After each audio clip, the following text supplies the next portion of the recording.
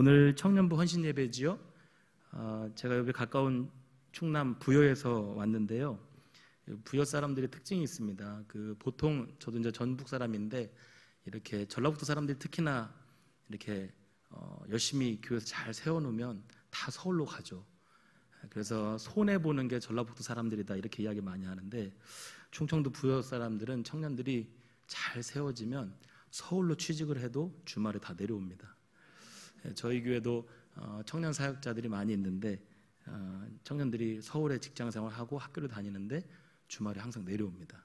하나님이 예비하셨는지 그 버스가 남부터미널에서 30분 간격으로 좀 차가 많이 있어요. 그래서 그렇게 되는데 제가 오늘 청년들을 보니까 가슴이 뛰고 또 전라북도로 제가 와서 한 15년 만에 저 왔는데 너무 좋은 것 같아요. 그래서 오늘 우리 청년들과 함께 좋은 미래를 나누는 시간이 되길 바랍니다.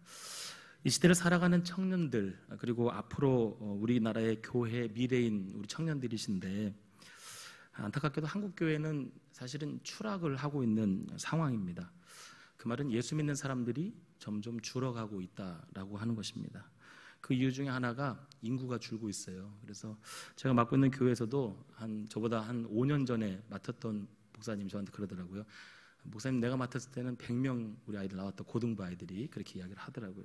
지금은 한 40-50명 나오거든요.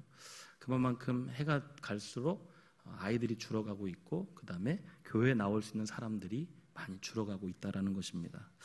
최윤식 미래학자라는 분은 대한민국의 교회가 2035년도가 되면은 대부분의 다음 세대가 문을 닫을 것이다 이렇게까지 이야기를 합니다. 그리고 2060년대가 되면 교육부서뿐만 아니라 교육부서는 거의 없어질 것이고 한국 교회도 존폐 위기에 처하게 될 것이라고 이렇게까지 평을 하고 있습니다. 그렇다면 우리가 이 미래학자의 이야기만을 수긍하고 그렇게 될 거라고만 생각해야 할 것인가? 아니면 우리가 어떻게 이 부분을 받아들여야 할 것인가? 우리가 기도하면서 고민을 해보아야 할 부분인 것 같습니다. 저도 이제 목사이지만 늘 기도 제목과 고민하는 게 있습니다. 저 이제 딸하고 아들, 제가 늦깎이 결혼을 했거든요. 그런데 이 아이들을 보면서 계속 하나님 앞에 맡기는 거예요. 하나님, 이 아이들이 목사의 자녀이기 때문에 예수를 잘 믿는 게 아니라 스스로가 자기의 삶에서 예수님을 만나는 기쁨을 누렸으면 좋겠다. 이게 제 매일의 기도 제목입니다. 기도하고 싶어서 주님 앞에 나아가고 말씀이 내 삶의 반석이 되어서 그 말씀이 보고 싶고 또 교회 나가서 또 헌신하고 봉사하는 것이 내 안에 삶에서 그것이 녹아지는 그런 감동으로 예수를 믿었으면 좋겠다라는 것이 저의 항상 기도 제목입니다. 목사의 자녀이기 때문에 그 아이가 억지로 예배하지 않았으면 좋겠고 목사의 자녀이기 때문에 그 아이가 억지로 헌신하지 않았으면 좋겠다라는 거예요. 그렇게 예배해서 뭐 하겠습니까? 그렇게 또 예수님을 부르짖어서 뭐 하겠습니까? 스스로가 하나님의 자녀로의 기쁨이 있어야 하겠죠. 저는 오늘 여기 계신 여러분이 하나님을 만나는 기쁨, 예수님의 이름을 부르짖는 기쁨이 늘 가득가득 하였으면 좋겠습니다. 우리가 보통 소명을 이야기할 때에 인격적으로 주님을 만난 때가 언제인가 이렇게 묻습니다. 그렇다면 인격적으로 주님을 만났다라고 하는 것, 그러면 그것을 구체적으로 우리가 말할 수 있는 것은 무엇이 있을까? 저는 오늘 예수님의 이름으로 살아가는 그 구체적인 부분들을 말씀과 우리의 삶으로 어떻게 할 것인지 한번 이야기를 해보고 싶습니다. 저는 방금 말씀드린 대로 부여에 있는 교회에서 교구와 고등부를 담당하고 있습니다. 한 6년 차 되고 있는데요. 제가 그가 이제 6년 차이기 때문에 고1, 2, 3, 고1, 2, 3 이렇게 두 텀이 아이들이 지나간 거죠. 그러면서 늘 강조하는 게 있어요. 다른 말씀 아이들 잘 듣기도 합니다만은 늘 강조하는 게 있습니다. 여러분, 이 목사님이 여러분에게 꼭 부탁하는 게 있어요. 하고 싶은 게 있습니다. 어차피 저랑 3년 있으면 끝날 거니까요. 꼭 부탁하고 싶은 게 있습니다. 앞으로 살다 보면 환경이 바뀔 겁니다. 앞으로 살다 보면 다른 사람들도 만나게 될 겁니다. 앞으로 살다 보면 교회도 바뀔지 모릅니다. 앞으로 살다 보면 이곳이 아닌 다른 곳에서 살게 될 것입니다. 다 바뀌는데 한 가지만은 바뀌지 말아라. 예수님은 끝까지 붙잡아라. 어떤 상황이 되어도 예수님은 붙잡고 살아라. 이 목사님은 떠나도 괜찮지만 하나님은 떠나지 말아라. 이게 제가 우리 아이들에게 늘 강조하는 겁니다. 뭐 잘 따라와주는 친구들도 있고, 뭐 벌써 요즘 SNS를 봐가지고 벌써 변한 친구들도 있고 이렇게 많이 보게 되는데, 하나님만큼 믿는 건 달라지지 말아라. 다른 의미로 말하면 예수님의 이름으로 인생을 살아내라, 이렇게 간곡히 부탁을 합니다. 우리가 성경을 보면요, 사람의 이름이나 어떤 땅의 지명이나 그 다음에 주변에 주는 그런 이름을 통하여 주는 의미들이 많이 있습니다. 그 이름에는요 힘이 있습니다. 그리고 그 이름에는 영향력이 있습니다. 그 이름의 의미를 통하여 살아가게 되는 것을 우리는 보게 됩니다. 저는 오늘 청년부 헌신 예배 다음 세대를 우리가 함께 나아갈 때 기억해야 할 것이 있습니다. 기억해야 할 방법이 있습니다. 그것은 우리 모두가 예수 그리스도의 이름으로 이 땅에서 살아내는 것입니다. 그것이 자랑이 되고 그것이 우리의 기쁨이 되어야 할 줄을 믿습니다. 요즘처럼요, 우리가 코로나가 뭐 거의 끝나간다라고 하고 있고 이미 엔데믹이라는 얘기를 하고 있습니다만은, 이번 코로나 기간을 통해서 우리가 느꼈던 것들이 있죠. 이 신앙에 대한 우리의 이 어떤 저항력들, 이 신앙에 대한 우리의 실제적인 도전을 우리가 받았습니다. 마지막 시대를 살아간다라고 우리가 늘 고백하는데, 정말 우리가 마지막 시대가 되면 어떻게 살 것인가? 아마 여러분도 이미 여기 익산에서도 그런 경험들을 하셨을 겁니다. 시기와 상황만 다르지 21세기 교회 핍박과 카타콤을 우리가 경험한다라고 볼 수도 있었을 것입니다. 마치 초대교회처럼 마음껏 예배할 수 없었고 불편을 감수해야 했고 다른 사람의 눈을 우리가 의식할 수밖에 없는 그러한 시대를 우리는 경험을 하였습니다. 마치 초대교회처럼 목숨이라도 내어놓아야 할 것 같은 이런 저주와 불편을 감수하는 시간들을 우리는 보내고 있었죠. 그럼에도 불구하고 주님의 오심을 고대하고 기대했던 초대교회 성도들의 모습을 우리는 기억을 해야 합니다. 초대교회 성도들처럼 모든 것이 변하여도 절대 변하지 않는 말씀 가운데 서 있었던 예수 그리스도의 이름을 우리는 기억을 해야 할 것입니다. 요한복음 14장 6절의 말씀에 이렇게 말씀하고 있죠. 예수께서 이르시되 내가 곧 길이요 진리요 생명이니 나로 말미암지 않고는 아버지께로 올 자가 없느니라. 아멘. 예수님께서도요 스스로 이렇게 자신을 인정했습니다. 내가 곧 길이다. 내가 곧 진리이다. 내가 곧 생명이다 라는 거예요. 우리는 이 말씀을 많이 보았습니다. 그리고 과연 우리가 올바른 길이 어딘가, 생명력이 어디에 있는가, 진리가 어디에 있는가, 이것을 우리가 한번 생각해 볼 수 있는 그러한 시간들을 우리가 보냈습니다. 오늘 이 시간도 우리가 예수의 이름으로 다시 한번 일어서기를 기대합니다. 예수님만 이 시대의 소망이시고 비전이 되기 때문입니다. 이것이 바로 참된 복음인 줄을 믿습니다. 그렇다면 예수 그리스도의 이름의 의미를, 그 미닝을 우리가 다시 한번 깊이 알아야 하지 않을까요? 그리고 그 이름으로 살아내야 하지 않을까요? 우리가 그것을 기억하며 나아가길 소망합니다. 그렇다면 예수 그리스도, 예수라는 의미는 무엇이 있을까? 첫 번째로 예수 그리스도는 죄로부터 그의 백성을 구원하시는 분이 됩니다. 마태복음 1장 21절에 이렇게 말씀하고 있습니다. 아들을 낳으리니 이름을 예수라 하라. 이는 그가 자기 백성을 그들의 죄에서 구원할 자이심이라 하니라. 천사가 요셉에게 나타나 마리아가 낳을 아들의 이름을 친히 알려줍니다. 예수라고 하는 거죠. 히브리어로 예슈아, 헬라어로는 예수스인데 그 뜻은 구원하다라는 의미가 있죠. 그들의 죄에서 구원하실 분이다 라는 겁니다. 예수의 이름은 뜻은 무엇입니까? 죄로부터 그들의 백성을 구원해내는 이름이다. 우리가 늘 고백하는 이름이 있습니다. 예수 그리스도. 그분은요 모든 죄로부터 우리의 모든 문제를 해결해내는 능력이 그 안에 있다라는 겁니다. 그래서 그 하나님의 역할을 대신해 줄 수 있는 예수 그리스도라는 것이죠. 또한 그것은요 죄 용서뿐만 아니라 그 죄로부터 왔던 온갖 질병과 귀신 들림까지도 치유한다라는 것을 포괄적으로 가지고 있습니다. 우리는 이렇게 정리해 볼 수가 있습니다. 예수 그리스도의 뜻은 무엇인가? 우리의 모든 문제를 해결하시는 분이다.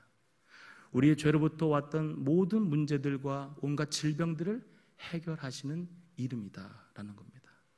오늘 우리가 이 귀한 이름 예수 그리스도를 마음껏 부르짖어야 합니다. 우리가 그것이 자랑이 되어야 합니다. 왜냐하면요, 우리의 모든 문제를 해결하시는 능력이 예수의 이름 가운데 있기 때문입니다. 두 번째로 우리와 함께 하시는 하나님이 되십니다. 마태는요, 예수님이 성령으로 잉태되어서 처녀의 몸에서 나신 것이 이사야 7장 14절에 기록된 예언의 성취라고 말씀하고 있습니다. 이사야 7장 14절에 이렇게 말씀하고 있죠. 그러므로 주께서 친히 징조를 너에게 주실 것이라. 보라, 처녀가 잉태하여 아들을 낳을 것이요 그의 이름을 임마누엘이라 하리라. 예수 그리스도에 붙는 이름이 있죠. 임마누엘. 임마누엘 뜻이 무엇입니까? 이것은 하나님이 우리와 함께 하신다. 보라, 처녀가 잉태하여 아들을 낳을 것이요 그 이름을 임마누엘이라 하셨으니 이를 번역한즉 하나님이 우리와 함께 계시다 합니다. 오늘 우리는 마태복음 초반에 나와 있는 예수 그리스도, 그리고 마태복음 28장 20절에 나와 있는 내가 너에게 분부한 모든 것을 가르쳐 지키게 하라. 볼지어다 내가 세상 끝날까지 너희와 항상 함께 있으리라. 이 말씀을 잘 기억을 해야 합니다. 마태복음에서는요, 맨 처음과 맨 마지막에 이 두 가지의 이 구절을 통하여서 예수님이 어떤 분이신지를 우리에게 다시 한번 말씀해 주고 있습니다. 우리가 예수의 이름으로 살아가면 하나님이 곧 우리와 함께 하신다.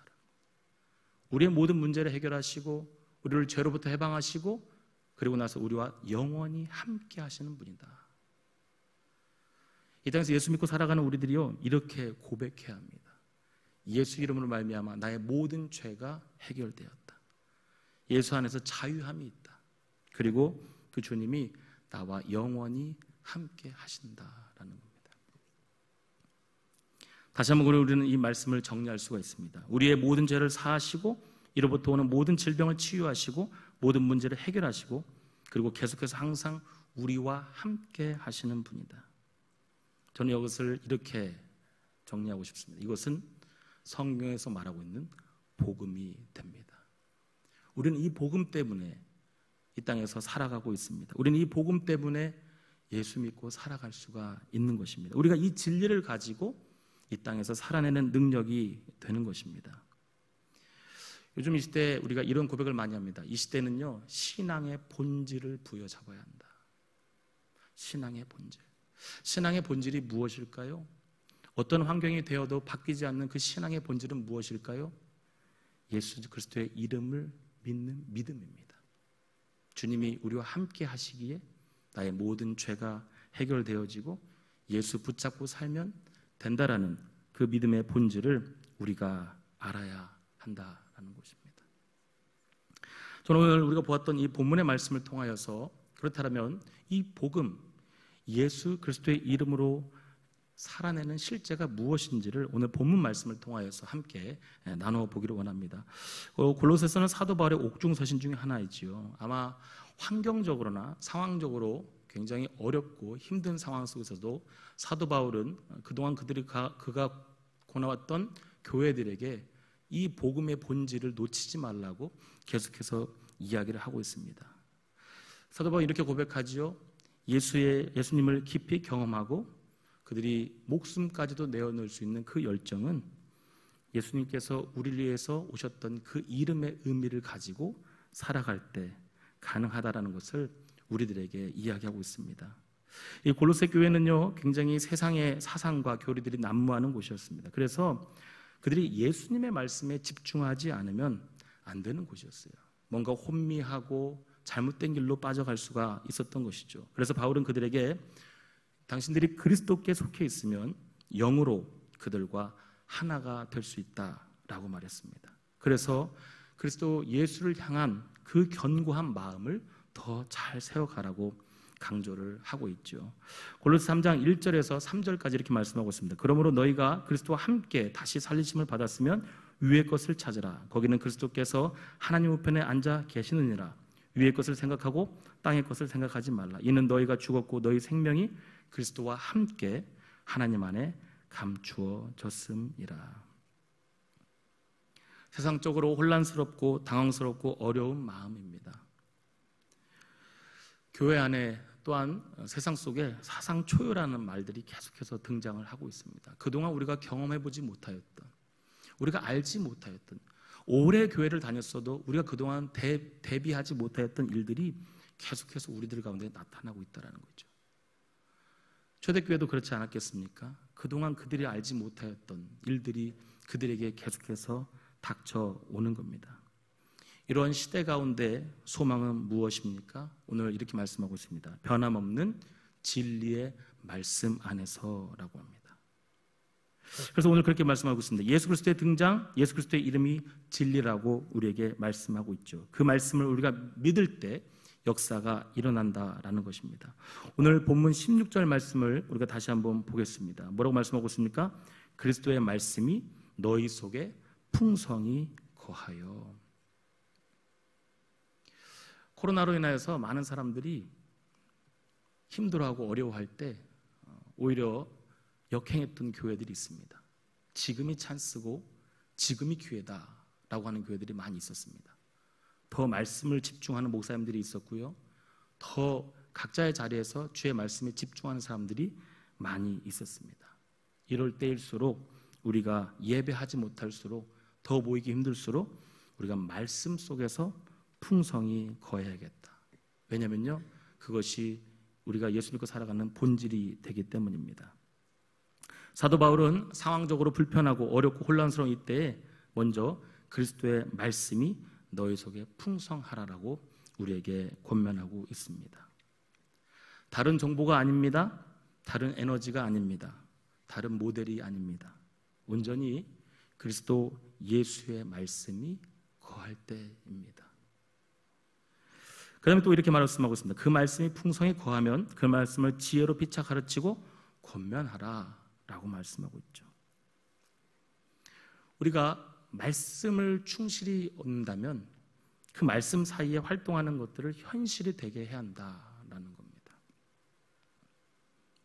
우리가 묵상은 하나 실천은 없고, 기도는 하나 믿지 못하는 불신이 있고, 찬양은 많이 하지만 감사가 없는, 힘이 없는 복음의 삶을 말하는 것이 아닙니다.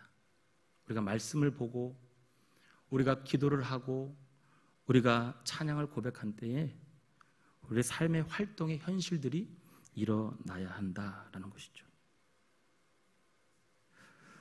저희 교회는 다음 세대를 품기 위해서 계속해서 한 5년여 동안 시동을 걸고 준비를 하고 있습니다. 우리가 신명기 6장 4절 6절 말씀, 쉐마의 말씀을 우리가 기초로 하여서 이 말씀을 우리가 힘을 다하여서 가르치고 그 다음에 그 말씀에 확신에 거하게 해야겠다라는 목적을 가지고 저희가 자녀들에게 그렇게 가르치고 있습니다.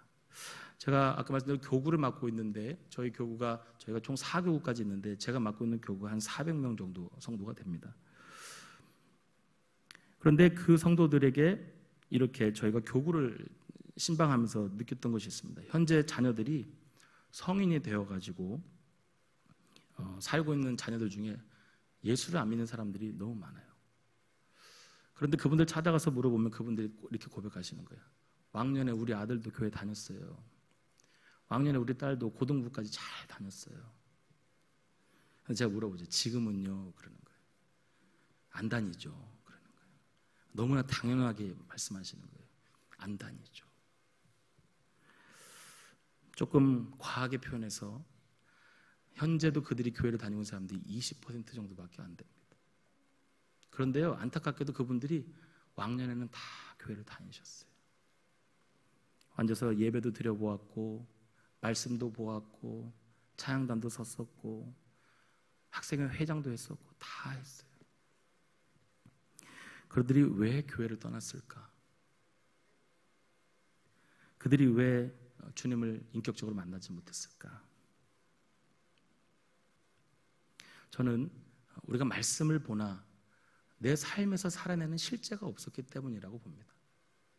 그들이 기도는 하였으나 목적을 잃어버린 기도를 해왔기 때문입니다. 그들이 찬양하고 고백합니다마는 자기 삶의 실제의 고백이 없었다라고 생각합니다. 저희 교회에 원로 장로님의 손자이고 또 젊은 장로님 되신 분의 아들인 우리 학생이 있습니다. 이 친구가 고등부 회장까지 했던 친구인데 저희 교회에서 이런 것을 썼습니다. 간증이라는 제목으로 설문을 좀 했어요. 그러니까 간증이 좀 생소하기도 하고 이들이 그런 걸 생각해보지 못했던 거죠. 그런데 그들에게 간증이라는 걸 알려주고 내가 삶에서 하나님이 내 삶 속에 개입하시고 인도하셨던 것들에 대한 이야기들을 한번 종이를 써서 내보라고 제가 그랬습니다. 이 친구가 이렇게 써서 냈습니다. 목사님, 부끄럽습니다만은 솔직히 제가 예수님을 못 만난 것 같습니다. 저희 아이들 한 50명 정도가 이렇게 다 종이를 썼는데 2명의 학생만 자기가 어떻게 예수님을 만났는지 종이에 써서 내는 거예요. 저는 그래도 그 친구만큼은 어떻게 해서라도 주님을 만났다라고 경험했다는 이야기를 쓸 줄 알았어요. 그런데 그렇지 못하는 거예요. 그래서 이런 생각을 해보았습니다. 목사인 내가 솔선수범을 해야겠다. 어떻게 주님의 말씀을 경험하고 우리 삶에서 살아내는지를 보여줘야겠다. 이런 생각을 했습니다. 제가 어떻게 금식하는지 아이들에게 보여주고요. 어떤 기도 제목을 가지고 기도했는지를 보여주고요. 어떤 목적형을 가지고 나아가야 하는지를 그들에게 보여줬습니다. 요즘 젊은 아이들은 인스타그램이라는 걸 많이 하는데 저희 교회는 또 통성경이라는 걸 하거든요. 그래서 통성경이 매일 360일 나와 있으니까 그 말씀을 읽고 거기에 제가 인스타그램에다가 올려주면 아이들이 만약 그 말씀을 묵상했으면 자기도 읽었다라고 하트를 이렇게 꾹 눌러주는 이런 것들을 하게 했어요. 좀 더 나가서 제가 이런 기도를 하겠습니다. 잠언이 31장까지 있지 않습니까? 한 달 목적형 기도를 하자 이렇게 한 거예요. 오늘 1일이니까 1장을 읽고 그 말씀에 대한 묵상을 카톡방에 같이 올리는 겁니다. 그래서 31일을 도전을 하는 겁니다. 그냥 성경 읽으라면 읽지 않죠. 그래서 그 결과 묵상을 했습니다. 또 이런 것도 해보았습니다. 좋은 습관 들이기 프로젝트. 저는 야구를 좋아하거든요. 근데 목사가 야구를 좋아하면 참 힘듭니다. 저는 이제 부여다 보니까 대전을 응원을 해야 하는데 전라북도는 야구가 없어졌고 이제 그런데 꼭 수요 예배하고 금요 예배가 아주 기가 막히게 야구가 재밌습니다. 가고 싶을 때도 많았어요. 단 한 번도 못 갑니다. 목사는 월요일날 쉬는데 하필은 월요일날만 야구를 하지 않습니다. 요즘 EPL도 좋아해서 얼마나 제가 EPL 영국 축구를 좋아하는지 모릅니다. 옛날에는 했는데 요즘은 돌려보기라도 있죠. 그런데 한 달 동안 또 아이들에게 제가 선포하는 겁니다. 야구, 저희 아내, 제가 미국에서 유학을 했는데요. 한국 시간이 저녁 6시 반에 야구를 시작하면 거기는 새벽 2시 반이었습니다. LA가. 새벽 예배 4시 반에 차를 끌고 가다가 야구 한 7회쯤 되는 거를 인터넷 다음으로 보는 겁니다. 그렇게 30분씩 운전하면서 교회 가는 길에 야구를 좋아하는 사람이었습니다. 그런데 그 좋아하는 야구를 한화는 제가 대전 쪽이니까 한화는 맨날 꼴찌하는 팀이거든요. 근데 그 꼴찌하는 팀이 뭐가 좋은지 계속 그 팀을 응원했어요. 그 금과 같은 한화 야구를 제가 한 달 동안 끊어보기로 한 겁니다. 우리 학생들이 반응하기 시작하는 거예요. 아, 예수 믿고 살면은 저런 다짐도 할 수 있는 거구나. 저런 것이 현실적인 구체적인 프로젝트구나. 학생들이요, 예수의 이름으로 그걸 선포하고 따라오기 시작하는 겁니다. 시편 있지 않습니까? 150편까지 있지 않습니까? 아이들과 151 프로젝트를 짰습니다. 그리고 말씀을 한 편 한 편 보기 시작하는 겁니다. 그리고 그 말씀 가운데 주는 찬양을 이렇게 매칭을 하는 거죠. 그래서 왜 이 찬양이 필요한지를 그들에게 고백하겠습니다. 평소에 그들이 그냥 찬양을 불렀는데 이제는 그 말씀과 매칭을 해서 찬양을 부르니까 그들이 찬양하는 모습이 달라지기 시작했습니다. 실제가 되는 예수 그리스도. 우리의 모든 문제를 해결하신 예수 그리스도. 복음의 삶이 무엇인지를 우리가 베이스로 삼고 살게 하는 것을 우리가 알게 해주는 것, 그것이 저는 이제 여기 계신 오늘 찬양하신 여러분은, 저는 주님 오시는 그날까지 장가를 가셔도 시집을 가셔도 익산이 아닌 다른 곳에 살고 계시더라도 저는 끝까지 주님 안에서 살아가실 분들이라고 저는 확고하게 믿고 있는데, 저는 끝까지 그러한 삶을 살도록 우리 기성세대들이 도와주고 밀어주고 또한 그러한 삶을 응원해줘야 한다고 생각합니다. 예수님을 그렇게 확신에 차게 만나고 내 삶에 실제로 우리가 가져갈 때 우리는 그 삶이 온전하게 살아가는 삶이 될 줄을 믿습니다.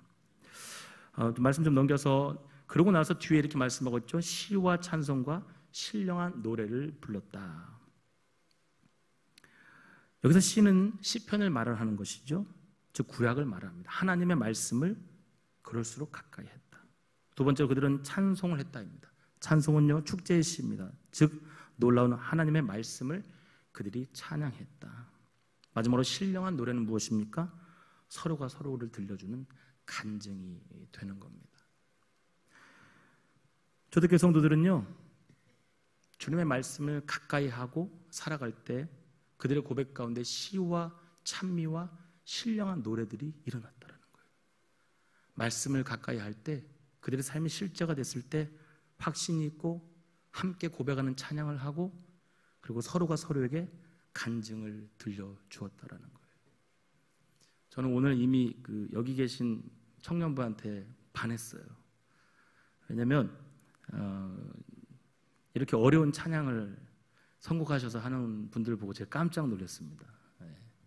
거기에 우리 성도님들이 아무도 뭐라 하지 않으시고 잘 따라 하신 걸 보고도 깜짝 놀랐습니다. 제가 볼 때는 서울 이상 수준으로 찬양단이 잘 하시는 것 같고요. 또 회중 우리 함께하는 예배하시는 어르신들도 확실히 좋습니다. 제가 또 하나 놀란 게 아멘을 참 잘해주세요. 제가 충청도에 살고 있는데 아멘을 죽어도 안 합니다. 정말 답답해 죽겠어요. 우리 부여분들은 형광등이 나중에 반짝반짝 켜지는 것처럼 집에 가서 웃으시는 분들이고 집에 가서 아멘하고 반응하시는 분들이거든요.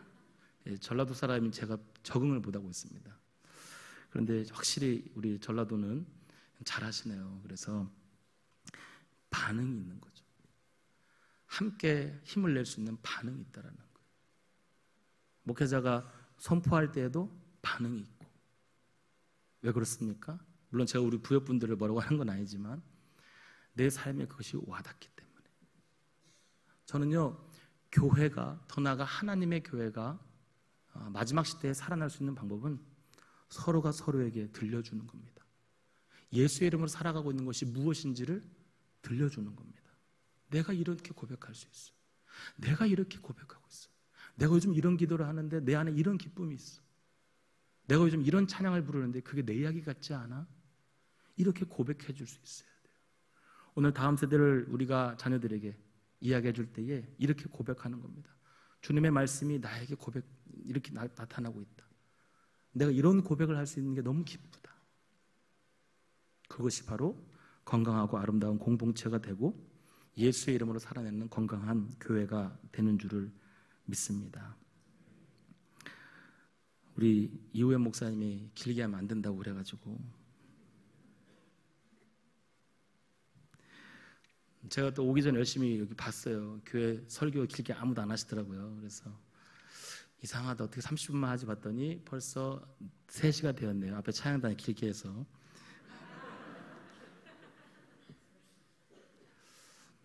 말씀이 더 많이 있는데 이렇게 마무리하고 싶습니다.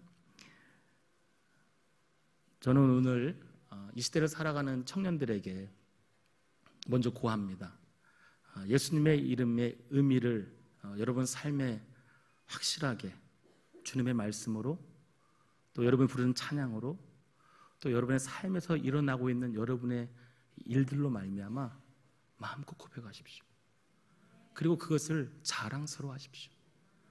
오늘 우리가 이후에 함께 찬양할 것인데 예수, 예수, 예수, 주님을 사랑하는 그 기쁨을 잊어버리지 않고 방해받지 않고 그것을 마음껏 표현하고 고백할 수 있는 그런 모습이 우리 가운데 있기를 바랍니다. 더 나아가 여기 함께 계신 우리 기성세대 어른들께서도 여러분이 살아내셨던, 예수의 이름으로 살아내셨던 그 감동과 기쁨을 우리들의 자녀들에게, 우리 청년들에게 마음껏 자랑스럽게 고백해 주셨으면 좋겠습니다. 예수 믿고 살아가는 게 이런 거야. 예수 믿고 살아가는 기쁨이 이런 거야. 그래서 나 때는 마냥 이런 꼰대처럼 말하는 게 아니라 내 감동과 기쁨을 우리들의 자녀들에게도 마음껏 보여주기를 바랍니다. 저희 교회는 유바디라고 해서 디모데를 키운 사람이 유닉의 부모와 바울 교회 학교 선생님이다 이렇게 해가지고 이제는 교회 학교가 교회에서만 키우는 것이 아니라 가정에서 살아내는 것을 보여주고 또 교회에서 좋은 교육을 했을 때에 결국 우리들의 자녀들이 주 안에서 건강하게 자란다라는 것들을 저희가 계속해서 하고 있습니다. 그래서 이제 수련회를 하더라도 그냥 하지 않습니다. 부모와 교회가 함께 연계해서 함께 참여를 합니다. 저는 우리의 이런 운동들이 우리들 가운데 일어나길 소망합니다. 그래서 분리되어 있는 그런 것이 아니라 복음 안에서 우리가 연합되어지고 가정 안에서도 이루어지고 교회 안에서도 이루어지고 또 우리들의 사회 속에서도 예수님의 이름으로 살아내는 일들이 마음껏 일어나기를 소망합니다. 저는 우리 익산 청복교회 제가 사실 엄청 떨고 왔고 지금도 저희 교회랑 좀 비슷한 분위기긴 한데 왜 이렇게 떨리는지 모르겠어요. 예. 그런데 저에게 이런 감동은 있습니다. 이거 하나만큼은 제가 저희 아이들에게, 저희 고등부 아이들에게 특히나 많이 강조하는 것처럼 예수 이름으로 살아나는 그 진리, 감동만큼은 절대 변하지 마시기를 저는 정말로 바랍니다. 그래서 나중에 익산 청복교회 제가 또 제 친구랑 밥 먹으러 오려고 이 앞에 왔을 때 제가 그때 와서 기도하겠습니다. 하나님, 제가 그래도 설교 와서 갔던 교회, 그때 제가 보았던 우리 청년들 여전히 주님 안에서 예수 믿고 살아가는 기쁨과 감동 속에 살기를 기대합니다. 저는 이렇게 기도하고 싶습니다. 그래서 여러분이 소문나셨으면 좋겠고요. 익산에는 제가 무슨 교회만 큰 줄 알았더니 이 청복교회도 참 큰 교회네요. 아름다운 교회네요.